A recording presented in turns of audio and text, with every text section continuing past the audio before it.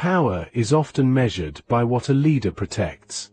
Cities, wealth, territory. But sometimes, true power is revealed by what a leader is willing to lose. An army was coming. Not small. Not uncertain. A force that had already defeated others. A force that moved with confidence. Because everywhere it went, it won. The city knew. Messengers had already arrived. Dust on their bodies. Urgency in their voices. The enemy was close. Too close. Inside the city, life changed. Markets slowed. Voices lowered. Movement became tense. Because everyone understood what was coming. But this was not a city built for war. It was built for trade. For movement. For growth. Not for defense against a force like this. And that created a problem. Because fighting directly would lead to one outcome. Defeat. This is where most leaders make the same decision. Defend. Hold the walls. Protect what exists. But that decision comes from emotion. From attachment. From fear of loss. This king saw something different. He understood the enemy. Not just their strength, but their expectation. They expected resistance. They expected a fight. They expected victory. And most importantly, they expected something to take. A city full of resources. Food. Wealth. Shelter. Because armies don't just fight. They consume. So he made a decision. A decision that made no sense to anyone else. He ordered the city to be emptied. Not defended. Not reinforced. Abandoned. People left. Quietly. Carrying what they could. Leaving behind what they couldn't. And then, the final order came. Burn it. Homes. Markets. Storage. Everything. Fire rose into the sky. Smoke spread across the land. And the city disappeared. To outsiders, it looked like defeat. Like panic. Like failure. But it wasn't. Because the king was not thinking about the city. He was thinking about the enemy. When the army arrived, they found nothing. No resistance. No supplies. No reward. Just ashes. At first, it felt like victory. No battle. No losses. The city was theirs. But something was wrong. There was nothing to take. Nothing to use. Nothing to sustain them. And armies need supply. Constantly. Food runs out. Energy drops. Morale shifts. And that is when the real strategy begins. Because the king did not disappear. He moved. Quietly. Strategically. Watching. Waiting. The enemy was now inside a trap. Not surrounded by walls. But by emptiness. And emptiness can be more dangerous than resistance. Because it weakens slowly. Days passed. Supplies dropped. Confidence faded. The army that arrived strong began to slow. This is when he struck. Not with chaos. Not with desperation. But with precision. Attacks came at the right moments. When the enemy was tired. When they were unprepared. When they were no longer confident. And suddenly, the balance shifted.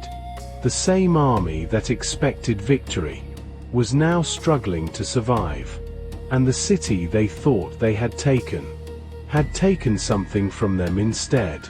Strength. Momentum. Control. That is when defeat truly begins. Not when you lose a battle, but when you lose direction. And that is exactly what happened. Because the king never lost control. He gave up the city to control the outcome. And in doing so, he changed the entire war. This is the lesson. Power is not always about holding. Sometimes it is about letting go. Because holding on to something can make you predictable. And predictability is weakness. But when you do the unexpected, you change the game. You force others to react, to adjust, to struggle. And in that struggle, advantage is created. This is what makes this story powerful. Not the destruction, but the understanding behind it. Because anyone can fight. Anyone can defend. But not everyone can step back and see the bigger picture. To understand that sometimes losing something small protects something bigger. And that is what defines true leadership. Not attachment, not emotion, but clarity. The ability to make decisions based on outcome, not comfort. Because history does not remember what was lost. It remembers who won.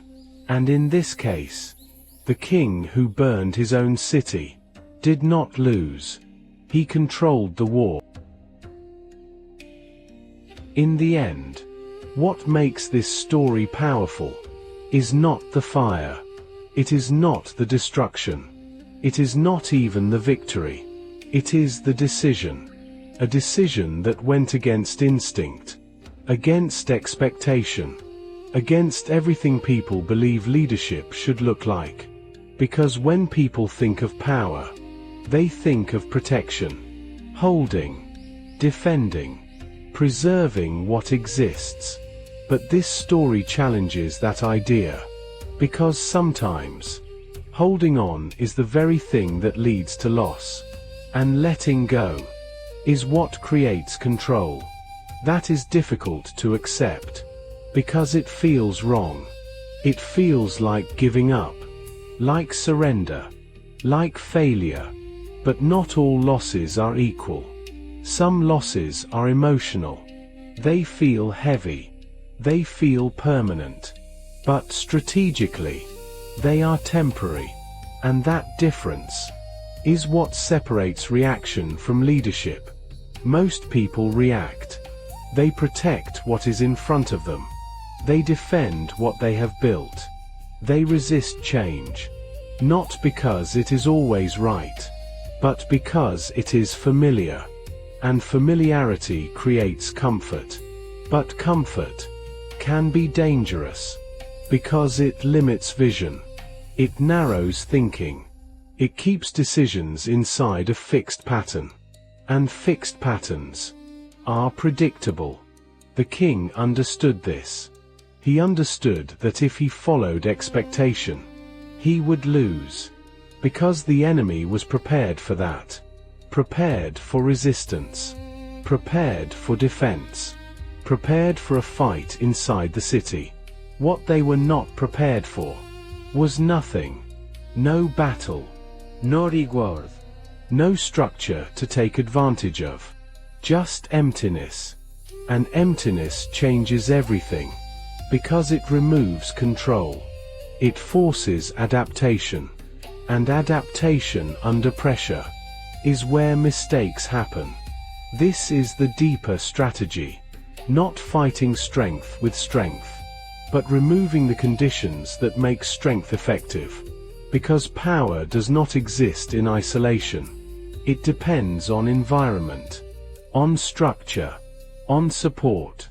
Take those away, and even the strongest force begins to weaken. This is why the city had to burn.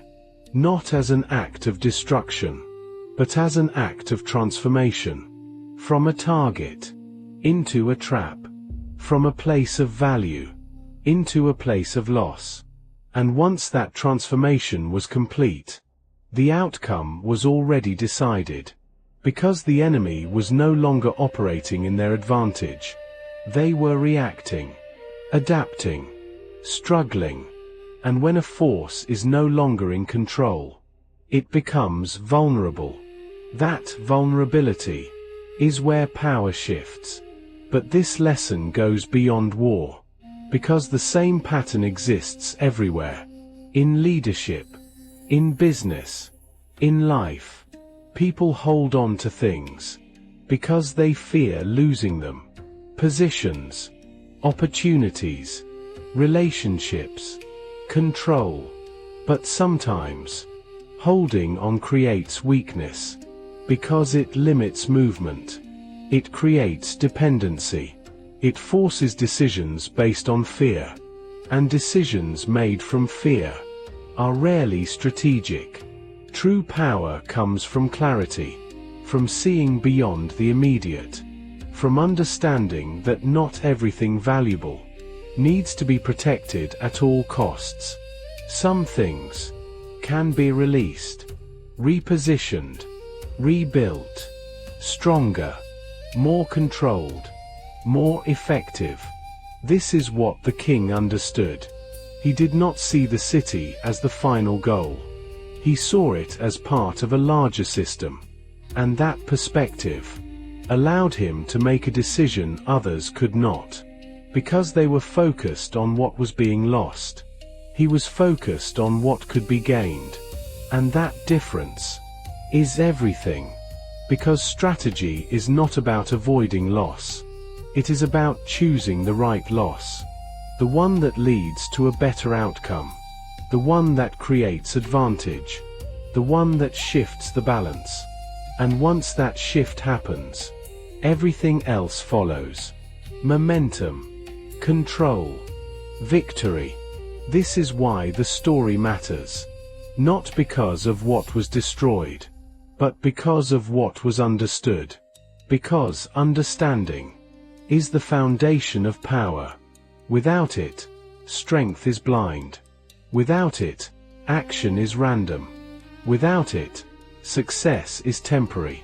But with it, everything becomes intentional. Every move has purpose. Every decision has direction. Every outcome becomes part of a larger plan. And that is what creates lasting impact. Because in the end, people may remember the fire, but history remembers the result. And the result was clear. He did not lose his city. He used it. And in doing so, he proved something powerful. That sometimes, the strongest move is the one that looks like weakness. The boldest decision is the one no one expects. And the greatest victory comes from understanding the game better than everyone else.